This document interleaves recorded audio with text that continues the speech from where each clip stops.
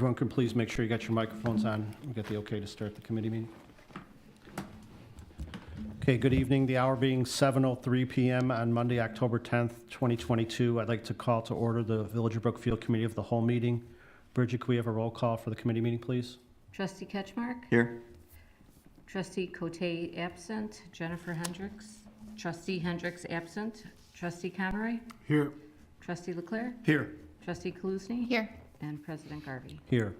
Thank you, Bridget. Before we go into the items under regular business, there was one other item I wanted to mention during the board meeting that I forgot. I became aware that one of our Brookfield residents, Miss Lucille Fry of the 3100 block of Sunnyside, celebrated her 100th birthday this weekend, and maybe she's home listening or watching, or her family. So on behalf of the residents and the village board, happy 100th birthday, Mrs. Fry, former neighbor of mine. So congratulations. Sorry. The first item we have under regular business is discussion of case number 2207, variances from required parking spaces and parking space sizes related to 3745 Grand Boulevard.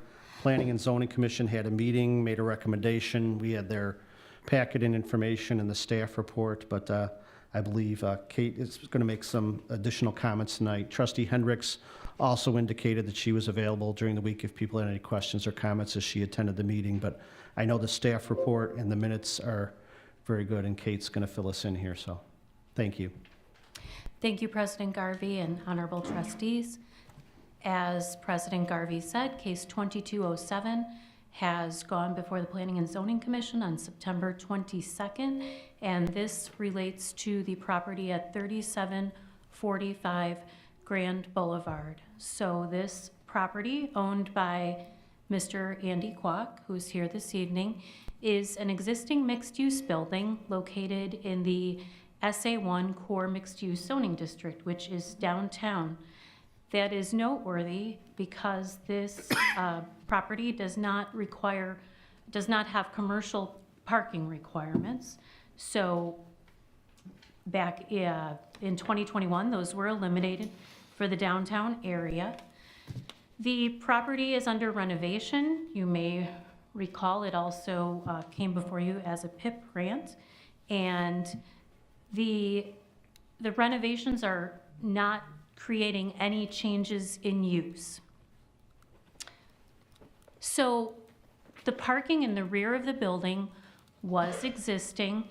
If you took a look at the plat of survey or the plans for reconfiguring the parking that the applicant has submitted, there were some questions that we covered in the Planning and Zoning Commission, and I will illustrate this point in a moment when we go to the next slide, but I will say that as you can see here, this is a recent photo of the construction underway. The parking was previously in a covered parking garage, and so what the applicant is doing is removing some of that brick structure in the rear of the building. It's at the convergence of two sections in the alley, and essentially the property line zigzags. So creating parking spaces to code posed a significant challenge. For the SA1 zoning district, the residential parking requirement for multi-unit is 1.25 spaces per unit. This property has 6 units. So I'm going to use the pointer and just quickly illustrate that the dotted line here is where the previous building footprint went.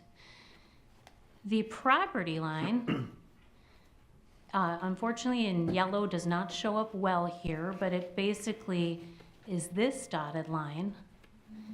And so what the applicant proposed are 3 spaces to be on the exterior of the building, 2 that over here that we would call in a 90-degree angle, and 1 that we would define by code as a 45-degree angle, turn in, and I'm sorry, parallel. I said 90-degree, parallel, 45-degree. And 2 more parking spaces are going to be proposed on this portion of the interior of the building, which is still essentially a covered garage. This section of the interior of the building, the applicant intends to install 6 bicycle parking spaces as code allows for credit for 1 parking space, according to all of the standards of the code. So a point of clarification is that in the Brookfield Village Code, the required parking space sizes are different than what the state requires. And so probably the most unique, and this section of the code dates back to 96, so our professional evaluation would say that this was best judgment at that time, but our village code requires for stall length of 24 feet, which is extremely long. And so what the applicant has asked for is a reduction in the parking stall lengths, but to 16 feet. In the case of these 2 spaces, it's actually 16.17 that they will be, and that meets state requirements. So all of these parking spaces will meet the requirements under the 2018 Illinois Accessibility Act. Covered that. So essentially, the petition request that's before you are 2 variances, one from 68-290, so a reduction in the required parking from 8 to 6 spaces, and a variance in the required parking space size as elaborated on the previous slides and according to what they're labeled on that exhibit. We had attendance of 4 PZC commissioners at our September 22nd meeting. Code requires a unanimous vote, and we did, the end result was a unanimous favorable recommendation by 4 votes, aye, 0 nays, and 0 abstains. Be happy to answer any of your questions about this petition request. You may also ask those of the petitioner. Okay, we'll start. Does anybody have questions of Kate at this point related to the recommendation?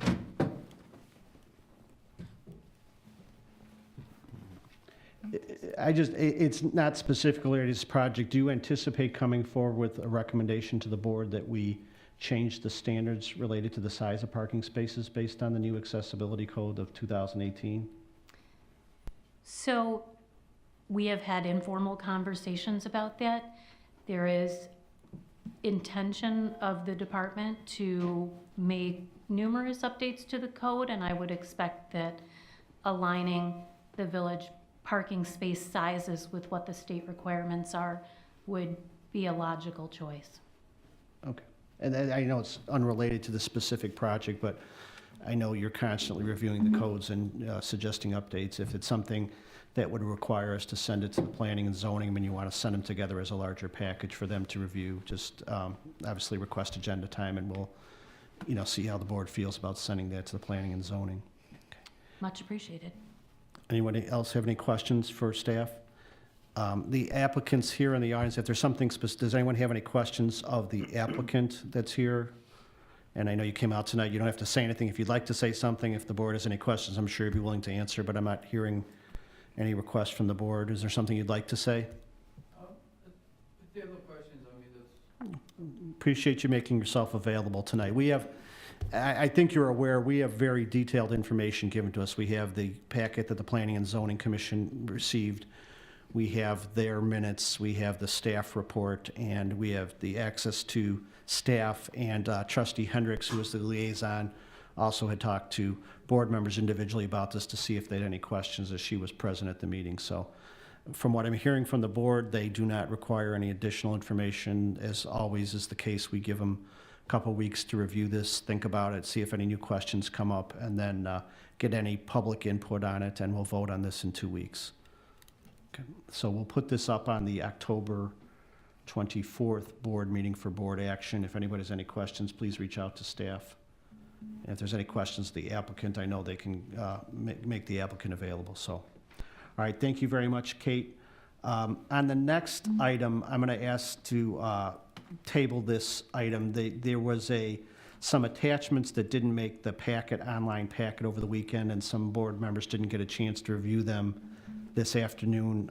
So the discussion regarding text amendments to Chapter 62 and 42 of the Village Code establishing a temporary use and event permit application, I'm going to ask to put over to the committee meeting of the 24th. I don't need any specific action on that. It just, input from the board, there was just a problem with the online packet where we couldn't view the attachments, and with 2 trustees missing also, I'd like a chance to, if there's anyone in the audience that specifically wants to comment on this tonight, I'll let them do that in a few moments, but we'll put it over till the 24th. Okay, so that leaves one item up for discussion, is discussion of the 2023 street improvement project. Again, we have a very detailed memo and recommendation from staff, and specifically we have Derek Trikel from Hancock Engineering here to, I'll ask Derek to provide a brief summary of the proposed recommendations, the basis of the recommendations, and then I'll open it up to board questions and comments. Thank you, Derek. Good evening, President Garvey, Board of Trustees. It's that time of year again where we start planning for the next year's street improvements project. It's been an emotional night, so out of respect for Tim and George, I'm going to try to keep this dry and fact-based. Actually, I may cry after your presentation. So we met with staff, particularly Doug, to get a budget for this year. He gave us about the same budget as we had last year. We have approximately $3 million this year to use towards street improvements and also the engineering for street improvements. We then met, we drove the streets. We'd recently done a street survey. I believe that was 2021, so we have a pretty current rating, but we went ahead and drove what were rated as the lowest rated streets to see if they'd changed at all in the last year and a half. And we came up with a recommendation between our staff and also Public Works that we improve 3 sections of street. And those include Park Avenue from Shields to Ogden, Jefferson Avenue from Kemen to Madison, and Arthur Avenue from Southview to Lincoln. It's a total of approximately 1 mile of streets that we're proposing to improve next year. And as part of the budget, we're also recommending to include $100,000 for miscellaneous concrete and asphalt patching. We use that to go through the village and get streets that are generally in good condition, but they may have 1 or 2 bad sections. And it's been very successful. We've been doing this for about the last 5 years, and it's really brought up the level of the street condition on some of these older streets. Scope of work is typical for our street improvements, includes replacing the curb and gutter. All 3 of these streets are currently the narrower width of 22 feet, so we'll do the 3-foot widening that we've been doing for the last 20 years. It makes quite a difference, especially for the snowplows and the emergency vehicles. Install handicap accessible sidewalk ramps at all of the intersections, replacing driveway aprons. We do patch any failed areas of the pavement. We've televised the combined sewers. We'll do repairs on any deteriorated sections of the combined sewers, and ultimately mill and resurface the pavement and restore any damaged areas of the parkways with sod. Total estimate of cost is $2.97 million. If we begin engineering in November, we should be able to maintain our typical bidding schedule of going out for bid in February, awarding in March, and then beginning construction in April. Again, right now it looks like about a 4-month project to complete. So I'm available for any questions. Thank you, Derek. And I know you said how much Doug said was available for you. Rumor has it there was more available, but Carl's ESDA building came in over budget, so that came out of your street not to cause any hard feelings between you guys, but, no, again, we put this up and the timetable is somewhat sensitive because we want to move forward. We've had success by being able to, relative success by putting these things out to bid early in the season, putting them out in February and getting them in March when contractors want to kind of book up their summer. I mean, if anyone claims to know how prices and labor and materials are going to be, they're smarter than me, which doesn't say much, but Derek agrees that this is the time to put it out and go this route. I think everyone's familiar with these streets. I mean, Park is one of those streets that's just so narrow there. It seems even it's more narrow than other streets as you drive, by Ellert Park and that way with cars parked on both sides. I know that's one of those streets that desperately needs the widening. So that will be a major improvement going forward. Questions, comments from the board? Impact on trees, any idea? We haven't done an assessment of that yet. I can say typically the 1.5 foot widening doesn't impact the trees, but I haven't looked at these streets individually for tree impacts. I know when they did Park across from the library, from Grand to Fairview, I mean, they clear cut almost every tree there, so I'm hoping that won't continue on the other side of of Ogden, but We'll take a look at. I can certainly report during the design phase what we find out. Clear cut, we didn't take them all down. Are you talking about the trimming of the branches? no, Park all the way down. Yeah, this is before I was even on the board. This is going pretty far back, but I noticed that you're doing Park again, so I just didn't know if, Yeah, so typically the parkway widths on these streets now are about 14 foot with the 22 foot edge to edge. So they go down to 12.5 as long as the trees aren't within that first 4 or 5 feet of the curb. Typically, we don't have to take them down. So, but I'll do an assessment during the design, and I can certainly report back if there's any streets that we feel there's going to be significant tree removal. okay, thank you. Anyone else have questions or comments? Thank you. Okay, I guess we're just looking for a consensus from the board to give Hancock the authority to begin the engineering process so we can, and Derek will report back, and then we'll be on schedule to put it out to bid in February. So is there a clear consensus from the board to move ahead with the 2023 street improvements project? Yes, thanks for the advanced planning. Yes. I mean, this is what we promised the residents, that even after the referendum funds, that we're going to keep maintaining the streets and improving the streets as necessary going forward. So, and our financial position at the end of last year allows us to do this with money from, the general fund as well as the water fund to make these improvements. So, all right, Derek, thank you very much for the presentation. That ends the items that we have up for discussion tonight. Once again, I'll ask, is there any public comment? Anyone on the right side? Seeing none. Anybody on the left side? I have one public comment. Well, let's CP go first, if we Okay. could. CP Hall, 3837 Woodside, on the street improvements that we were just talking about. Are we going to start the replacement of lead water services at this point? We will not be. We're applying for funding, low-interest loan from the IEPA, but we don't have that yet. At the earliest, we'd have that by next October, so we won't be doing that. As a reminder, the statutory requirement is that we start that program by 2027. We may be a few years in advance, but I think at the earliest, it'd be next fall that we start that. Thank you. Right, and for clarity, we are not replacing the water mains on these streets either. And if and when we need to replace the water main sewer service on these streets pursuant to is it going to require a complete tear up of the street again, or can they be directionally bored and connections made? No, typically, and in the vast majority, we're able to directionally bore. The one location where that's difficult is bedrock. Sure. So, and I think we're clear on all of these. We'll get some borings over on Park south of Ogden to look at. But we're going to have that issue to contend with on the bedrock is really less than 5 feet, mainly south of Shields Avenue, and we're gonna just have to deal with that in the future, I guess. Again, we have 20 years to replace those too, so the street improvements may tie in nicely if those are towards the end of that, since we resurfaced a lot of those streets in 2016. Sure. Okay. All right, any other questions or public comment? Yes, sir?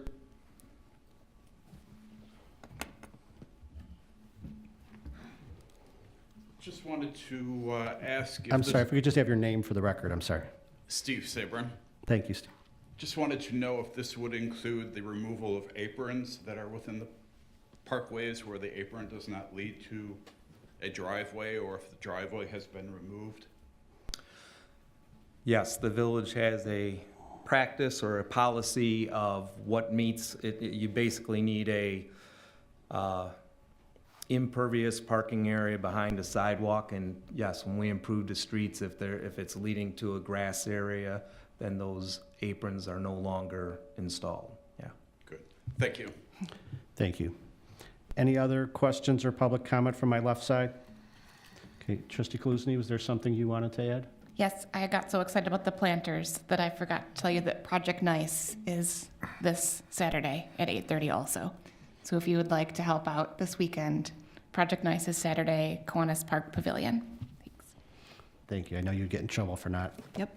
It looks like it's going to be a nice morning Saturday, and that's such a great event. I mean, the spring has always been great, but there's a dedicated group that comes out in the fall and gets a lot of work done, so if you can come out Saturday morning, it'd be great.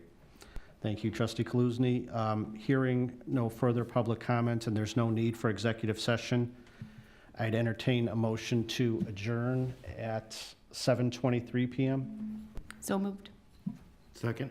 The motion to adjourn was made by Trustee Kaluzny, second by Trustee Leclerc. Roll call, please. Trustee Ketchmark? Aye. Trustee Conroy? If I vote no, and Katie votes no, George doesn't get to go anywhere. This meeting continues on for perpetuity. You are correct. Smart, smart. My wife's watching the kids, I could be here all day. Technicality, you could stay for years. Yeah. Aye. Trustee Leclerc? Aye. Trustee Kaluzny? Aye. Passes. Okay, we're adjourned at 7:24. Thank you for coming, everybody.